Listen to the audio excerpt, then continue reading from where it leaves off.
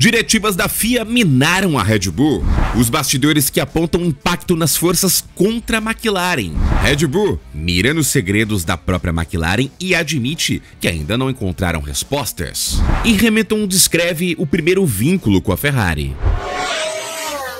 Na primeira corrida como piloto da Ferrari em solo italiano, Lewis Hamilton entregou sua performance mais consistente da temporada desde a surpreendente vitória na sprint da China. Após largar apenas da 12ª posição no grid em Imola, o heptacampeão mundial escalou o pelotão com ritmo forte, estratégia certeira e um pouco de sorte com o time do safety car virtual, terminando a prova em um sólido 4º lugar, resultado que ele descreveu como a primeira vez em que sentiu real sintonia com o carro da escuderia de Maranello. Apesar da vitória em Xangai, Hamilton tem enfrentado uma temporada difícil em sua estreia pela Ferrari. O desempenho abaixo do esperado nos treinos classificatórios tem sido um tema recorrente, e o fim de semana em Imola parecia seguir o mesmo roteiro após o britânico não conseguir avançar ao Q3. Contudo, no domingo, tudo mudou. Em ritmo de corrida, Hamilton encontrou o equilíbrio que tanto buscava e, ao lado da equipe, executou uma estratégia quase perfeita. Abre aspas. A China foi muito boa, mas eu sempre adorei quando você está lutando desde o final da corrida e conseguindo se recuperar. Foi assim que comecei quando era criança.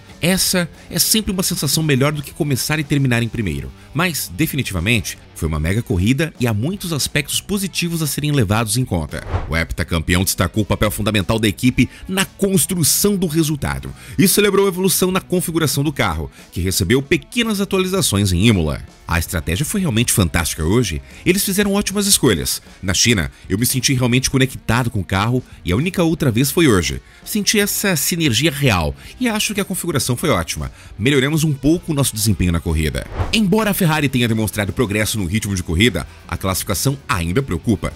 Tanto Hamilton quanto Charles Leclerc ficaram fora do Q3, superados por carros de equipes como Williams, Alpine e Racing Bulls, algo que o britânico vê como um dos principais desafios a superar.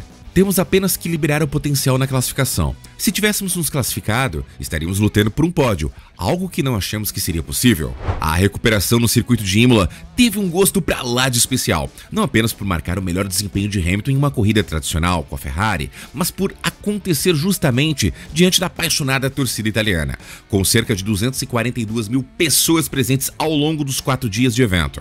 A atmosfera era digna da história da escuderia. Tem sido incrível, que experiência maravilhosa. Já no desfile dos pilotos, todos estavam falando normalmente, mas eu queria muito ver o memorial para Ayrton. Até tirei uma foto dele. Eu estava tirando fotos da multidão só para ver o vermelho por toda parte. O tom nostálgico foi inevitável. Hamilton cresceu assistindo a Ferrari dominar a Fórmula 1 com Michael Schumacher, e agora ele próprio veste um macacão vermelho. Foi realmente uma reminiscência de quando eu estava crescendo e assistia no meu sofá, comendo um sanduíche de bacon, vendo Michael Schumacher correr aqui com a Ferrari e vendo a conexão. Uma experiência incrível pensar que agora estou aqui em uma das duas Ferraris e ter essa conexão com uma paixão tão grande, para mim é inacreditável. A performance em Imola pode não ter rendido um pódio, mas representou um divisor de águas na temporada de Hamilton, tanto técnica quanto emocionalmente. Pela primeira vez desde o início da parceria com a Ferrari, o heptacampeão pareceu verdadeiramente em casa. E se a equipe conseguir traduzir o ritmo de corrida em desempenho de classificação,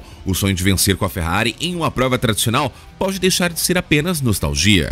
Apesar de conquistar o 2º lugar no grid para o GP de Emília-Romanha, Max Verstappen manteve os pés no chão ao analisar o desempenho da Red Bull. O tetracampeão mundial reconheceu que as atualizações aerodinâmicas levadas pela equipe a Imola parecem funcionar, mas deixou claro que ainda há muito a ser feito, especialmente no que diz respeito à gestão dos pneus, ponto-chave em que a rival McLaren tem levado vantagem em 2025. Bem, primeiro precisamos garantir que nossos pneus não superaqueçam. Caso contrário, poderíamos fazer mais 10 atualizações do carro, mas não importa. Eles são realmente muito inteligentes nisso.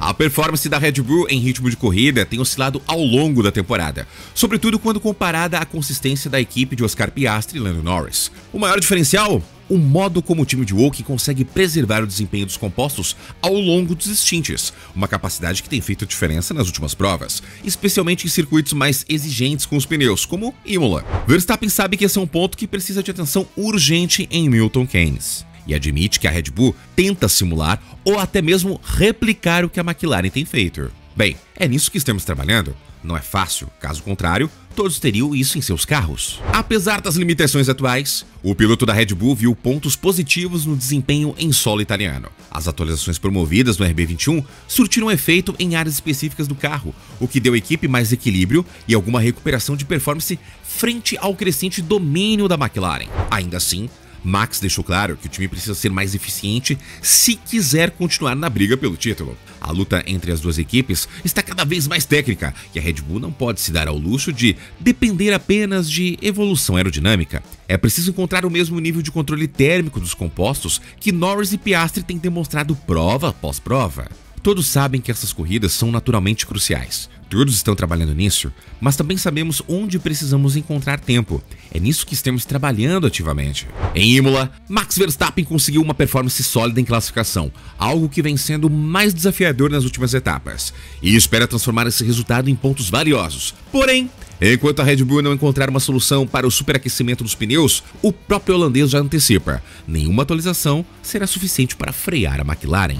Poucos dias antes do Grande Prêmio da Emília-Romanha, a Federação Internacional de Automobilismo, a FIA, emitiu duas diretivas técnicas, que, embora não tenham alterado os regulamentos da Fórmula 1, reacenderam as especulações sobre o impacto dessas medidas no equilíbrio de forças entre Red Bull e McLaren. Enquanto em Miami a McLaren dominou com impressionante controle de pneus, a situação em Imola se inverteu. Max Verstappen conseguiu controlar o ritmo da corrida e vencer com autoridade. A mudança repentina no desempenho entre as duas equipes despertou curiosidade no paddock. E segundo fontes da Red Bull, talvez não seja apenas coincidência. O próprio Christian Horner, chefe da Red Bull, foi direto e reto ao comentar o desempenho discreto da rival. Ficamos mais surpresos com a falta de desempenho da McLaren.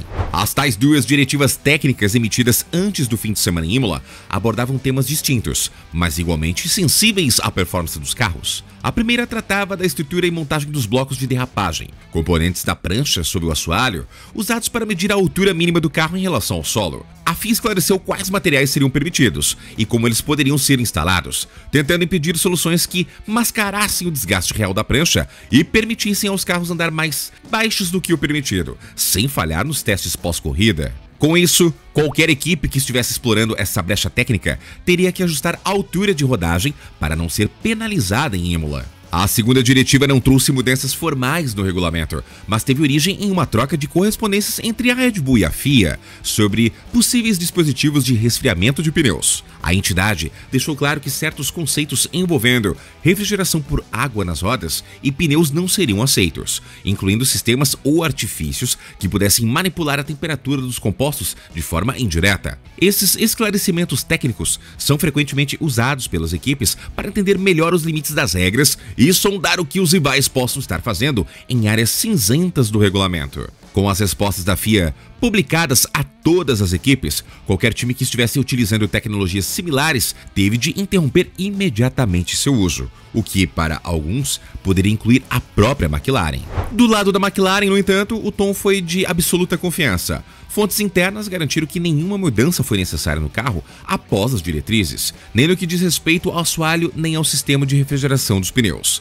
Segundo relatos, a FIA já inspecionou com profundidade o conjunto de freios e rodas da McLaren em diversas ocasiões, inclusive após o GP de Miami, e nunca encontrou qualquer irregularidade. Fontes sugeriram que o conceito adotado pela equipe britânica é inteligente, mas inteiramente dentro das regras. Isso significa que o MCL39 correu em Imola com a mesma configuração usada anteriormente. O chefe da McLaren, André Stella, reagiu com certo sarcasmo à suspeita crescente sobre sua equipe, sugerindo que os rivais estão olhando na direção errada. Para nós, é uma boa notícia quando nossos rivais concentram seu foco em vez de si mesmos, em alguns dos aspectos que supostamente estão presentes em nosso carro e que efetivamente nem estão presentes. E certamente, mesmo que fossem, digamos, asas flexíveis, como uma deflexão da asa dianteira, como todos os outros, isso não tem nada a ver com o motivo pelo qual a McLaren é tão competitiva. Então, espero que no futuro haja mais sagas desse tipo, porque isso significa que nossos rivais continuam se concentrando nas coisas erradas.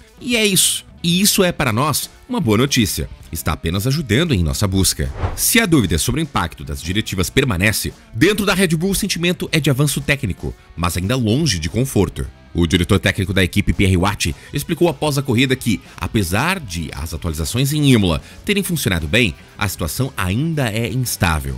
Acho que a atualização trouxe algo. Fizemos progressos no gerenciamento dos pneus. O asfalto estava mais quente hoje, o que talvez tenha afetado mais os outros do que a nós. É difícil dizer com certeza no momento, mas ficamos surpresos com o fato de as outras equipes estarem tão atrás. O desgaste dos pneus aconteceu aqui por um mecanismo diferente. Não sei porquê, não diria a você se soubesse, mas a superfície dos pneus e o desgaste foram muito diferentes dos de sexta-feira. O At também elogiou o trabalho de acerto fino feito no carro ao longo do fim de semana. Em comparação com sexta-feira, fizemos um grande progresso nas configurações do carro. O novo pacote nos permitiu desenvolver mais, melhoramos muito, especialmente no ritmo de corrida. Perdemos tempo na classificação, mas a atualização funcionou bem. Mesmo assim, ele destacou o quanto pequenas variações têm grande impacto no equilíbrio atual da F1.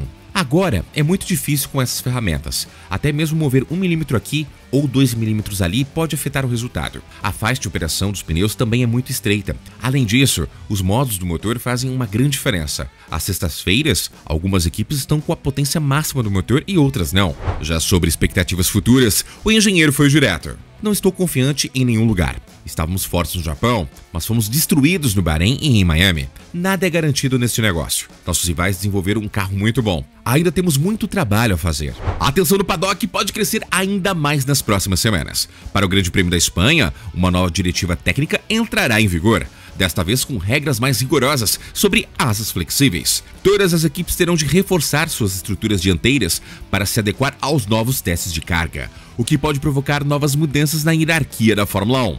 O chefe da Ferrari, Fred Vasseur, já antecipou. Com certeza, todos terão uma nova asa dianteira em Barcelona, por definição e por regulamento. Acho que talvez seja uma redefinição do desempenho de todos. Enquanto isso, o At manteve os pés no chão sobre a real vantagem obtida com o novo pacote técnico. Não tenho certeza se é uma grande melhoria, mas eu diria que é um passo na direção certa. Isso abriu novas oportunidades em termos de ajustes do carro. Talvez tenha permitido que Max usasse melhor o carro, mas não posso dizer muito mais no momento. Precisamos analisar os dados. E o que nós acabamos de passar aqui, essa informação é do jornal The Race. Meu amigo, não é coisa da cabeça do tio Barba, não. É do jornal The Race, que tem muita credibilidade. Em resumo, a FIA usou a interpretação de seu próprio regulamento para, quem sabe, desacelerar a McLaren.